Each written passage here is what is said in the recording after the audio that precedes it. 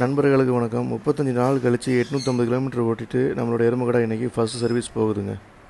Bro, எனக்கு இதில் gear shifting ரொம்ப ஹார்டாக இருக்கிற மாதிரி இருக்குது. இதெல்லாம் க்ளோஸ் பண்ணிட்டு போயிட்டு பண்ணால் கூட கியர் ஷிஃப்ட் ரொம்ப ஹார்டாக இருக்கிற மாதிரி இருக்குது. மற்றபடி எல்லாம் ஓகே தான். இப்போ நீங்கள் செயினுக்கு வந்து லூப் அடிப்பீங்களா இல்லை வந்து என்ன பண்ணுவீங்க? லூப் பண்ணணும். சரி, வாட்டர் வாஷ் பண்ணிட்டு ஃபுல்லாக பண்ணுறீங்க இல்லையா? இது ஆயில் எதுவும் சேஞ்ச் பண்ணுவீங்களா?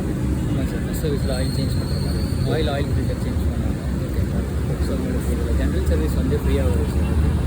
ஸோ ஆயில் சர்வீஸ் கிட்டே கன்சூமபிள் செயின் மட்டும் தேவைப்படுற மாதிரி. ஓகே, எனக்கு இந்த ஷோரூம்லேருந்து பம்பர் போட்டு கொடுக்கணும். அது நீங்கள் இன்றைக்கி வந்துடும், இன்றைக்கி கிடைக்கும்னு சொல்லி கால் பண்ணாங்க. சரிங்க, சரி, எனக்கு அதையும் பண்ணி கொடுத்தீங்க. அதனால் இன்றைக்கி எட்டு வந்தது. ஓகேவா?